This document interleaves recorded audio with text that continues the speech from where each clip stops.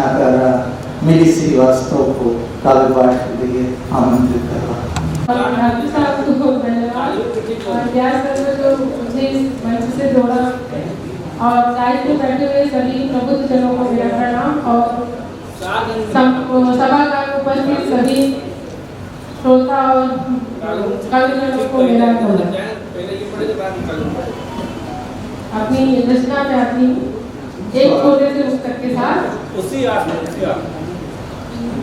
चलते चलते ये राहें डगर बन गई, चलते चलते ये राहें, चलते चलते ये राहें डगर बन गई, सूर्य को देख रात ये शहर बन गई, सूर्य को देख रात ये शहर बन गई, सागर के दिल में जो थी रूप सी, सागर के दिल में जो थी रूप सी, देखते देखते एक लहर बन गई। मेरी रचना माँ के ऊपर है। अम्मा जो घर की सबसे बुजुर्ग है कि घर की दीवारें भी अब अम्मा जैसी लगती हैं, घर की दीवारें भी अब अम्मा जैसी दिखती हैं, घर की दरारें अम्मा के उम्र की कहानी कहती हैं। पहले सी ना अब रौनक रही ना जरूरत, पहले सी ना रौनक रही ना जरूरत, घर के बंटवारे के साथ अम्मा भी टुकड़ों में बटी रहती है। बहुत खर्चा बढ़ गया, बहुत खर्चा बढ़ गया है, घर जो जर्जर हो गया, बहुत खर्चा बढ़ गया है, घर भी जर्जर हो गया है, अब अम्मा बीमार भी बहुत रहती है। तमाम दरारें की सही छत पर लेकिन सबके सर का आश्रय है, अम्मा बूढ़ी है तो क्या हुआ, घर की आहट है।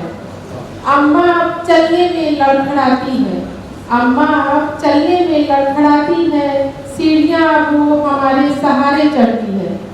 अम्मा बात बात पर 100 बातें सुनाती है, खिड़की दरवाजों के कब्जे वक्त बेवक्त चरमराते हैं। अम्मा बात बात पर 100 बातें सुनाती है, खिड़की दरवाजों के कब्जे वक्त बेवक्त चरमराते हैं। हर दिन की एक ही अलाप है, हर दिन की एक ही अलाप है, और ना अम्मा की कोई सुनता है न कब्जों पे कोई कान रखता है। अब अम्मा उस कमरे में रहती है, अब अम्मा उस कमरे में रहती है जहाँ से घर में आने जाने वालों पर नजर रखी जा सके। अब अम्मा उस कमरे में रहती है जहाँ से घर में आने जाने वालों पर नजर रखी जा सके, घर में कौन क्या कर रहा है सबको देख सके।